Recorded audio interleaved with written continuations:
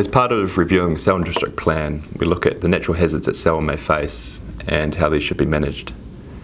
As part of this video, I'll talk to you more about the flood hazard mapping that we've carried out. In particular, how and why we've identified areas in the district plan at flooding, and how we're proposing to manage the risk in our proposed district plan, which is now out for consultation.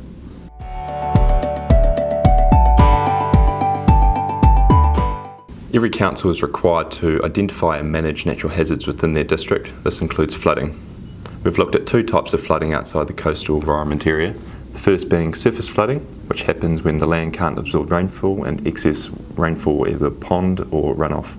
The second being overflows from surface water bodies. By mapping an existing risk, we're giving current and proposed ratepayers a chance to make informed decisions.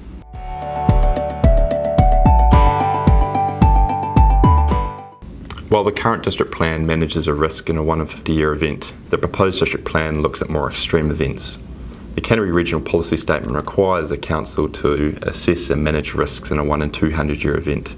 This is a flood that will occur on average 1 every 200 years, or explained differently, has a 0.5% chance of happening in any 1 year.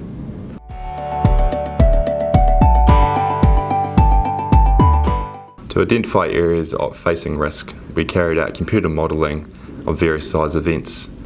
The modelling used the most recent data from the following sources: LiDAR surveys taken between 2010 and 2018, existing ground-related data such as stop banks, river and road locations and soil types from the Selwyn District Council, Environment Canterbury, Landcare Research and Land Information New Zealand. It's also incorporated design rainfall data from NIWA, which also incorporates various climate change scenarios. The final result is a map that shows areas of the district which are at risk of flooding in a 1 in 200 year event. To find out whether your property is at risk of flooding, search for your property on the planning map in the proposed district plan. For example, if your land is at risk of flooding, then your property search will show that your property is within the Plains Management Flood Overlay. We suggest that for more detail on how we identified areas at risk of flooding, you check out the following technical reports. They can be found at the Council's Have Your Say Selwyn website at selwyn.gov.nz/DPR flooding.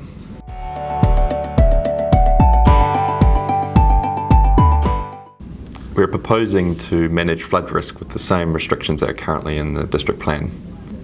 For most properties, the proposed changes won't make any difference, as any proposed rules would only apply to new developments such as people wanting to build a new house or subdivide land. We recognise that the results of the flood modelling are only a starting point for an assessment. Where a development is proposed in an area that is potentially at risk of flooding, this will be a trigger to require a more detailed site-specific assessment of the actual risk.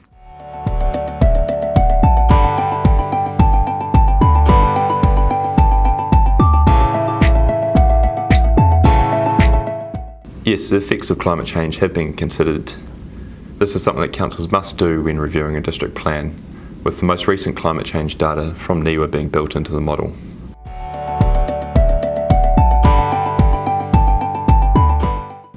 A limb note will be placed on all properties that have been identified as being potentially at risk at any 1 in 200 year event. This is a legal requirement for all councils to include all relevant natural hazard details on their property's limb report.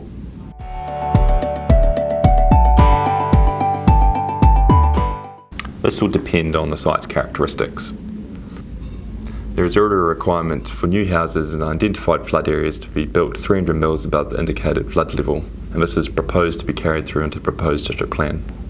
The main change is that the indicated floor level will be taken off a 1 in 200 year event rather than the current 1 in 50 year event. Although the amount may vary from property to property and be site specific, it may only be a couple of centimetres over what's currently required.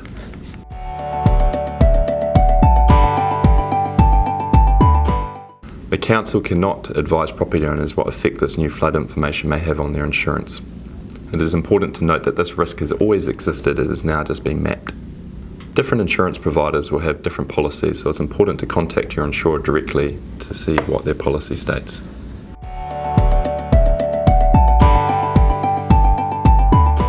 Please visit selwyn.gov.nz/district plan review for more information.